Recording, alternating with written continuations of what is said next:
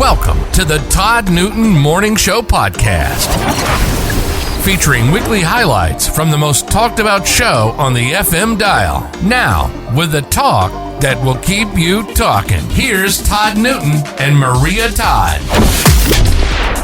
We're talking about the Beckham's mansion in West London getting hit by a gang of thieves while they were at home. I mean, David Beckham was home, Victoria, their 10-year-old daughter, sitting right downstairs while this guy hits.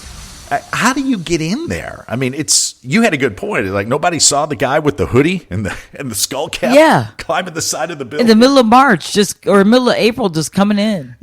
I don't know. I don't know. But you know what's frightening about that, and I'm sure the neighbors have already came to this conclusion, if the Beckham mansion can get hit with the security system that they must have, any house is susceptible to a break-in. Oh, it's all fair game.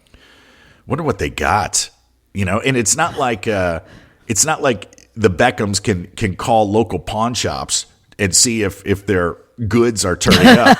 It's not like they had a portable DVD player from 1993 that if it pops up, it's going to be a dead giveaway as to who stole it. They just, I don't know. Yeah, but even still, if you were the pawn guy, like when you saw the thing and you saw the initials like DB, and this got robbed, wouldn't you kind of go, I'm not buying this? You think David Beckham puts his initials on everything? I'd like to think so. Yeah, I do too. Hey, how often after we do this show do you take a little nap? Do you ever knock yourself out for a little siesta? I love naps. I know a lot of people aren't for them, but I'm so for a nap. I like it when it happens naturally. If I try to take one on purpose, I start thinking about things like, do the kids need anything? Is there something I forgot to do? But when I am so beat and I just see that bed, I love taking a little nap. And by the way, naps are the norm all over the world, except for here in America. If you've ever been to Spain, forget trying to get something done from noon to 2. They are sleeping. And you see them. A shop owner will just, you'll look through the window of a shop. The door is locked. The guy's sitting right there with his feet propped up on the counter, sound asleep. That's awesome. It is beautiful. And some of the most famous and, may I say, accomplished people in history were big fans of naps. In addition to our own Maria Todd there, Thomas Edison practiced a daily ritual of shutting his laboratory door and falling asleep. He said that it would rejuvenate his mind, it would restore his creativity, but he didn't talk about it until his later years. During his most productive era, he was very embarrassed about the napping. He thought that it kind of showed him as being lazy. So if Thomas Edison can nap, we can nap. You know who else was big on naps? Who? JFK. John F. Kennedy ate his lunch in bed every day. When he was president, he would have his lunch served to him in bed and then fall right asleep. That's power right there. That's awesome. Oh, man. If you're dating Marilyn Monroe on the sly, listen, I'm not in favor of extramarital affairs, but if you're dating Marilyn Monroe on the sly and you can work it where you can run a country and still eat lunch in bed and fall asleep, that's power right there. Power. And let's see, who else? Winston Churchill. Winston Churchill, his nap was what he called non-negotiable. He believed and stated many times that it helped him accomplish twice as much every day. So let's instill that in our daily schedule. We sign off, we say goodbye to our friends, nap time. Deal? I like it. Just an hour refresh, reset. Swiping right on great conversation. It's the Todd Newton Morning Show with Maria Todd. If you're the type of person that likes to slip into someone's DMs on Instagram, it just got a little more, what's the word, Maria? A little more, I guess, fancier. You can add a few tricks to it. We'll talk about the whole David Beckham mansion break-in thing. That's pretty interesting. But I want to talk about lies that we all tell. The other day was National Tell a Lie Day. I don't know why we want to encourage that, But the other day was National Tell a Lie Day.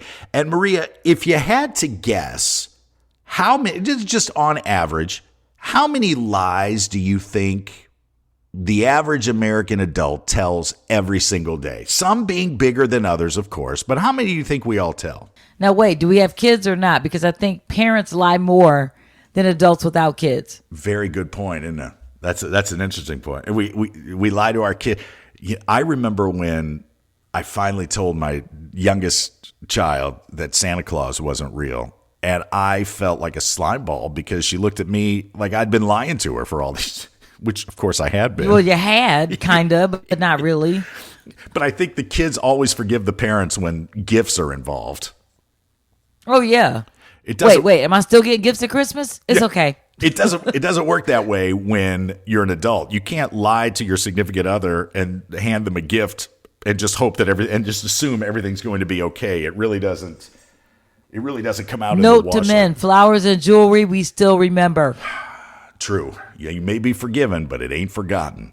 Most of us tell 0 to 2 lies every single day.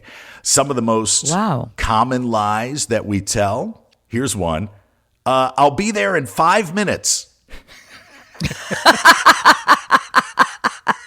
Which usually means, man, I'm at least 20 minutes out, but I'm going to keep you. I haven't even left my bathroom yet. Yeah. So that's a big one. I'll be there in 5 minutes. But hey, listen, no harm, no foul. At least there's contact there and somebody knows you're coming.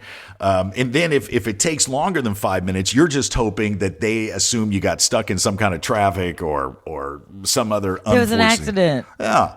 Here's another lie that people tell. When you reconnect with someone, either in person or on Facebook or something, and you say, hey, we should set up a time to catch up. Nobody wants to catch up. Never. No, right.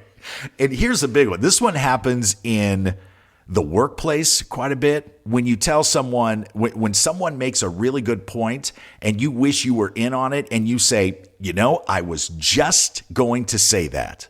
I was just going to say that. No, you weren't. That's right. You weren't going to say that. You wish you had said it. You wish you were the first one to think of it, but you weren't going to come up with that. Come on, give them the credit for being the more creative of the two. What are we doing here?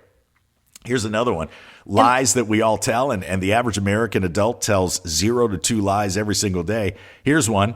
You're at a family gathering, you're at a dinner party, and you say, oh, this is delicious.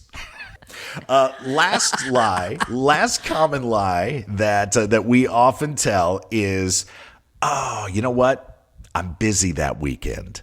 I think more and more, especially coming out of COVID. Listen, I'm the first guy that used COVID as an excuse to not have to get together with certain people. I used that nonstop, and it worked every time.